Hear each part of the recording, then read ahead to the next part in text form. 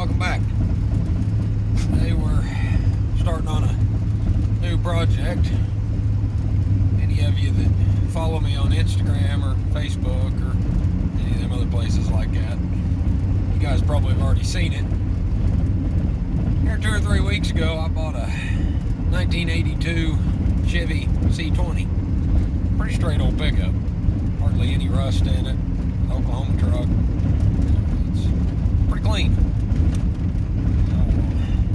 It was originally a 350 powered truck. The guy I got it from, the 350 was bad, so he pulled it out and put a 400 small block in it out of a, I don't know, I'd say early 70s Caprice. It still got points ignition on it, so probably pre 73, 74, around there. I'd say 71 or 2, I don't know. And with a turbo 400 transmission behind it. I got it home the other day, started checking things out. It's been setting. He got the motor put in it probably 8-10 years ago. Got everything bolted in. Kind of lost interest in it. Parked it out under a tree in his backyard. That's where I picked it up. Got it home the other day, started messing around with it. Got all the pack rat nest out from under the hood. It won't turn over. Stuck. So I think what I'm going to do is took all the plugs out, checked with my bore scope last weekend, and there you can still see the crosshatch and a bunch of the cylinders. One cylinder, I think it's cylinder number 5. Yeah, number 5 if I remember right. Has quite a bit of rust in it. Got some moisture down in it. And I'm pretty sure that's probably where we're stuck at. But I poured some Marvel Mystery Oil down it. Tried to let it soak over the last week. Tried it again today. Still won't turn over. I'd keep trying to coax it. See about getting it to break free. But my plan for this truck is make it my primary tow rig. I've got my 04 6.0 diesel that, it's my work truck. I've got my welder, air compressor and all that on it. When we go to tractor shows, I don't like taking all that stuff with me. Our show we go to in Fairview, Oklahoma every September. We're members of the group over there. And I do like taking my service truck then because I can use, we're there for a whole week setting up for the show, getting equipment ready, and I've got all my tools with me. But we go to Pawnee or Winfield, Kansas, or places like that. I really don't like taking my work truck, leaving it set when I'm not around it. There's too many dollars worth of tools on this thing. So I think what we're going to do is I'm going to go ahead. I'm headed back from the shop right now. This thing had 4 flat tires on it when I got it. I just put new tires on the F350 the other day, and I saved 4 good ones off of it to put on here. So the dog and I were headed back. By the way, everybody say hi to Sonny. We're headed back out to the house to put 2 tires on it and get the other 2 off the back and bring back over to the shop. Put them on, get them mounted up where we can make a roller out of it. I think I'm going to go ahead and just pull the motor out, tear it apart, check everything out, go through it. If we have to bore it, I don't think we will. Looking at the other cylinders, I think we'll be all right there. Of course, we'll put a different intake on it. It's a car motor. Got a little single barrel carb sitting on top of it. That ain't gonna work. Not on a 3/4 ton pickup. So I think being that, if I was just fixing it up to drive it around here, back and forth to work and whatnot, I'd probably just try to get it running in the truck. But I think I'm gonna just go ahead and pull it out, go through it, rebuild it, and probably I know the turbo 400. It's a stout transmission. It's hell for stout. I don't like the idea of hauling my tractor around with an automatic. I never have. So I think for now, for ease of getting it running, I know where there's a donor truck at that I can probably get parts off of, or maybe even get the whole truck pretty cheap. I think we're we're going to SM465 swap it for now. Get it running. Excuse me. And later on down the road, I'm going to probably end up doing a NV4500 5-speed swap.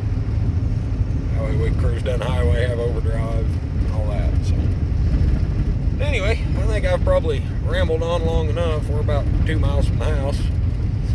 So I'll bring you back when we get to the house. We get some tires put on this thing, and we'll go through a walk around and see what we can do. So I'll see y'all here shortly. Okay, everybody, we're back out here at the house. It's actually the next day. I didn't get much filming done yesterday. I tried, but wind was blowing about 40 mile an hour out here. We don't have a shop to work in, so I didn't save any of that footage. Couldn't hardly hear anything. It's a little breezy this morning, but not too bad. So we'll give you a walk around to the pickup. We cleaned it all up yesterday. Power washed it a little bit. Didn't do a very good job, but cleaned the inside out. Ended up pulling the seat out. Seat looks really nice in it. Took it inside, and Mama's gonna use the carpet cleaner on it, shampoo it, and get it looking nice. Pulled all the old rat piss soaked carpet out of it, and found some things that I really didn't want to find. So I'll give you a walk around of the truck right quick, and then I'll show you what we found and decide where we're going to go from there. So let's turn you around and we'll go around this pickup. Okay, here she is. 82 3/4 ton 2-wheel drive. Sonny, get out of the way. It's a pretty straight old truck. So I thought. Been repainted once. As I power washed it, a bunch of the paint flaked off of it. No big deal there. 400 small block in it. Came out of, like I said, somewhere early 70s Caprice. But it's locked up tighter than hell, so we're going to have to do some work with that. When we got this truck, the whole top of the engine was just covered in rat nest.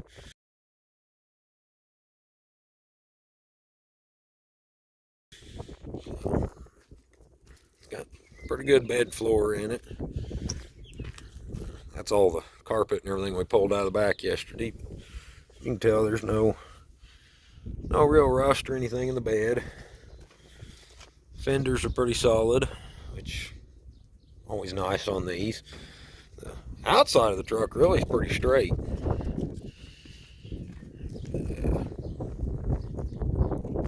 I have to excuse the wind noise. I apologize.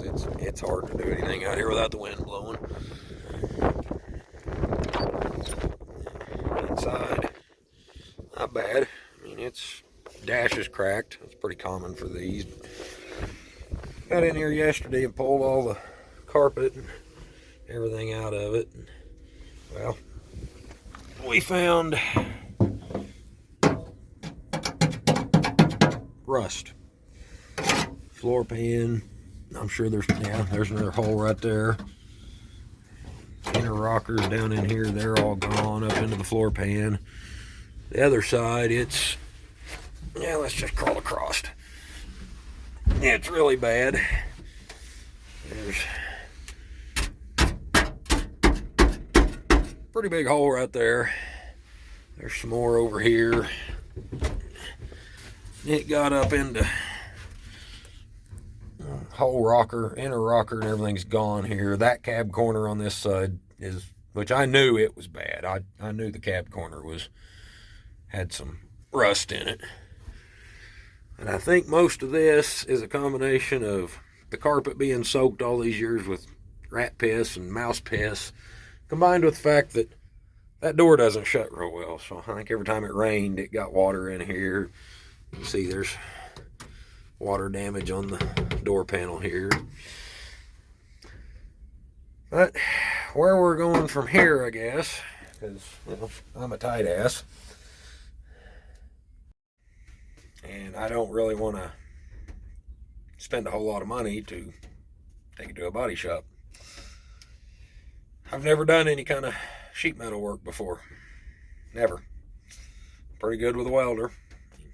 I've got a welding truck. I do welding on the side. I work full-time mechanic record driver, but I do some welding on the side. I just bought a new little wire welder from Harbor Freight here a while back, the Titanium Unlimited 140. So this week I got to go to Woodward. Went last week and got my eyes checked. And yeah, they told me I was blind as a bat, so my glasses will be here this week. And when I go over there, I'm going to go buy the welding supply and lease a bottle of gas for that MIG welder.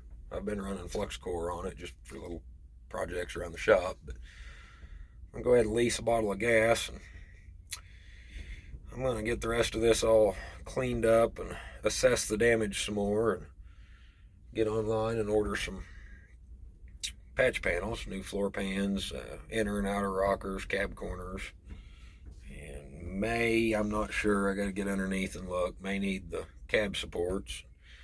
I know we need new cab mounts. This cab's kind of leaning back in this corner. It's sagging down, not lining up. We're going to get all that and find a place to get it inside.